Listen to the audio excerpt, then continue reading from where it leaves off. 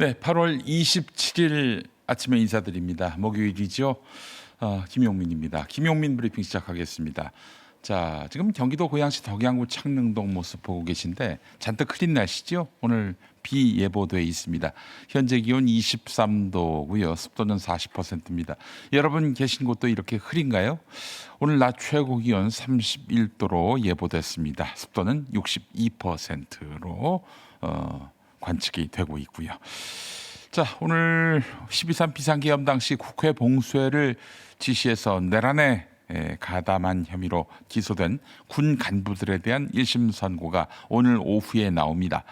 김현태 전 단장 기억하시죠? 대통령실 앞에 가서 자기 부하들 책임을 묻지 말아달라 이렇게 눈물로 호소했던 그 사람, 나중에 입장이 바뀌어가지고 지금 반성은커녕 무죄를 확신한다 이렇게 이야기하고 있어요. 윤석열의 그 내란은 뭐 정당했다 이런 식으로도 주장하고 있고요. 자, 오늘 1심 선고가 나옵니다. 자, 내란 특검팀은 김현태 전 단장에게 징역 18년을 구형했습니다. 재판부가 유무죄를 판단하고요. 형량을 정할 텐데요. 유죄라면 어떻게 나오게 될지도 주목됩니다. 더불어민주당과 국민의힘 오늘부터 정기국회를 앞두고 연찬회 워크숍을 갖습니다. 더불어민주당 같은 경우 인천의 한 호텔에서 전체 의원이 참여하는 워크숍을 엽니다. 정기국회를 앞두고 열리는 이번 워크숍에서 정기국회 운영 방안과 주요 입법 과제 등이 논의될 예정입니다. 자, 오늘 아침 신문 기사 살펴보겠습니다.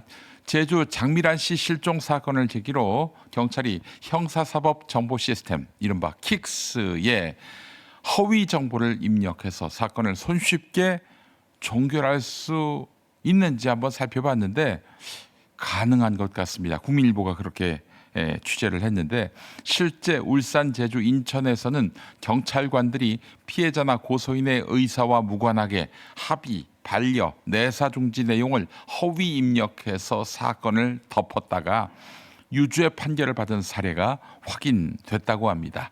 여권은 모든 수사 과정을 킥스에 기록하는 것이 경찰 견제 장치라고 설명했지요.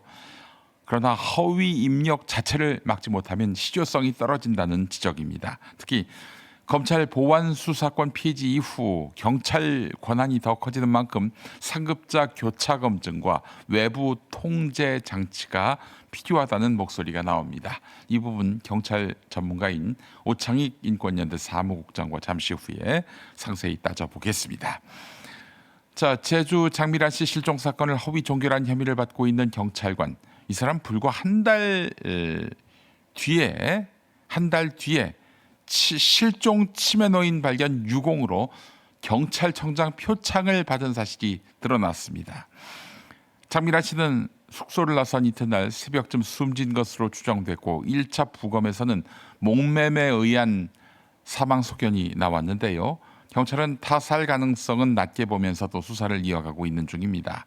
자, 그런데 문제의 경찰관 장 씨 사건을 교통사고 사상자로 허위 입력해서 시스템에서 삭제한 정황도 확인됐지요. 허위 종결을 걸러내지 못한 데 이어서 이 사람에 대해서 포상까지 이루어지면서 경찰의 지휘 감독과 평가 체계 전반을 손봐야 한다는 지적이 커지고 있습니다. 서울신문 보도였습니다. 경찰 비위와 부실 수사가 잇따르면서 정부 여당의 책임론도 커지고 있습니다. 한국일보는 장미란 씨 실종 사건에서 담당 경찰이 허위 보고와 전산상 사망 처리를 했는데도 상관이 석 달 넘게 몰랐고 장윤지 사건 수사정보 유출, 피의자 바꿔치기 등도 이어졌다고 지적했습니다. 특히 민주당이 문재인 정부 때 경찰에 1차 수사 종결권을 주고도 통제 장치를 충분히 마련하지 않았고 이재명 정부 역시 검찰 피해지의 속도를 내면서 경찰 권한 확대의 부작용을 제대로 대비하지 못했다는 비판입니다. 뒤늦게 대통령과 여당이 경찰개혁기구와 추진단을 띄웠는데 국민 불안을 해소하려면 실질적인 견제와 역량 강화책부터 서둘러야 한다. 이런 주문이 나오고 있습니다. 한국일보 사설 내용 소개해드렸습니다. 조선일보 보겠습니다. 군이 개발하고 있는 국산 중형 자폭 드론이 해상 전투 실험에서 2차례 모두 발사 직후에 추락한 것으로 드러났습니다. 첫 기체는 2초, 두 번째는 4초 만에 바다로 떨어졌는데 육상 실험은 30차례가량 성공했는데 해상 환경에서는 발사대 정렬 문제 등이 원인으로 추정됩니다. 배에서 쏘면은 아무래도 발사대가 왔다 갔다 좌우로 흔들리고 그러니까 정교하게 쏘지 못한다, 이런 이유인 것 같습니다. 시제품 가격도 대당 8억 원 수준으로 이란이나 미국의 저가 자폭 드론보다 훨씬 비쌉니다. 러시아와 북한이 자폭 드론 대량 생산에 나서는 가운데 우리 군의 공격용 드론 전력은 아직 제한적입니다. 50만 드론 전사를 내세웠지만 올해 드론 예산은 전체 국방비의 0.27%에 불과해서 조직 개편보다 기술력과 생산 생태계 확충이 시급하다, 이런 지적을 듣고 있습니다. 소식 하나만 더 보겠습니다. 한겨레 유레카 칼럼에 담긴 내용인데요. 유시민 씨가 이재명 대통령의 시종 확장 노선을 두고 기존 집권연합을 깼다, 이렇게 비판한 데 대해서 다른 해석을 내놓은 것입니다. 한겨레가요.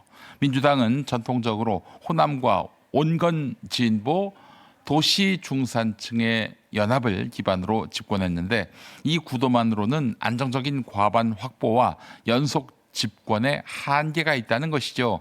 이재명 대통령이나 김민석 대표의 인식이 이러합니다.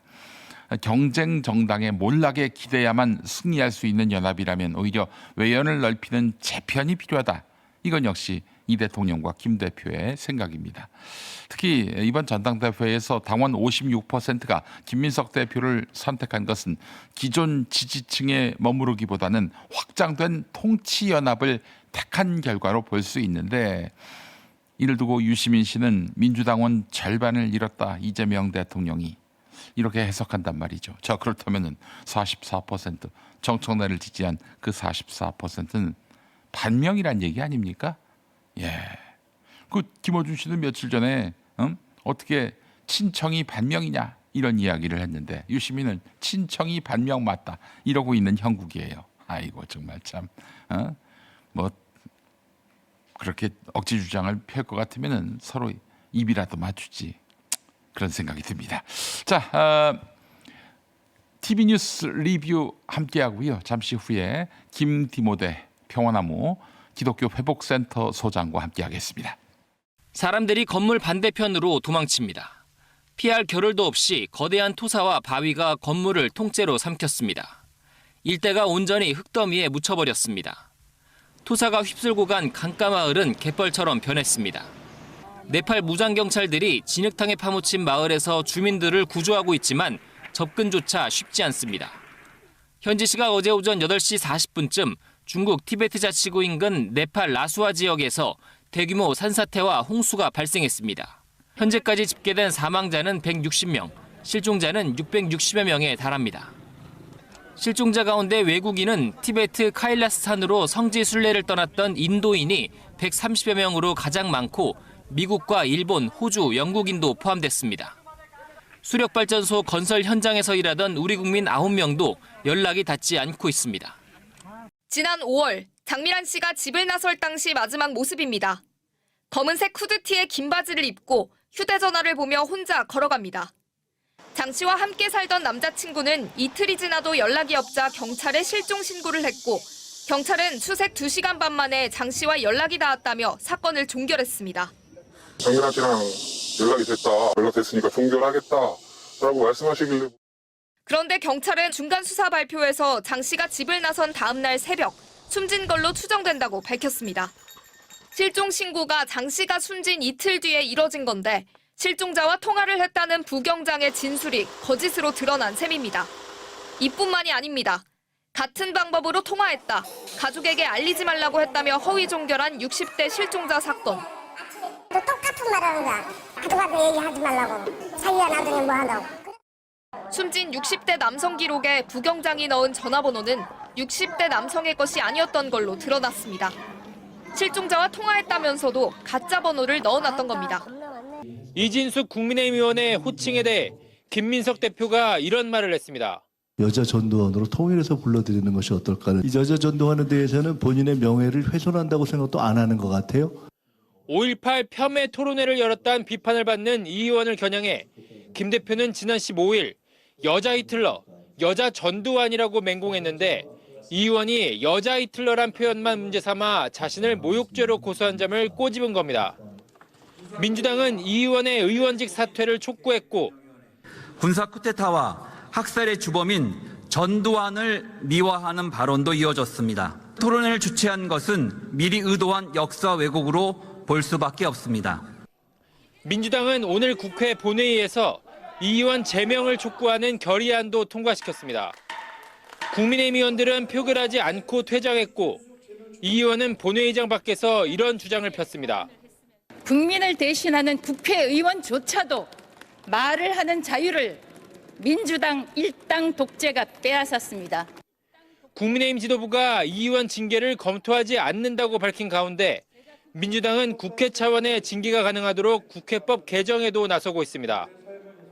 민주당 측 개정안은 국회의원이 5.18 민주화운동을 비방하거나 왜곡하는 행위가 예상되는 토론회를 열거나 장소를 제공하는 경우 최장 1년의 직무정지가 가능하도록 했습니다.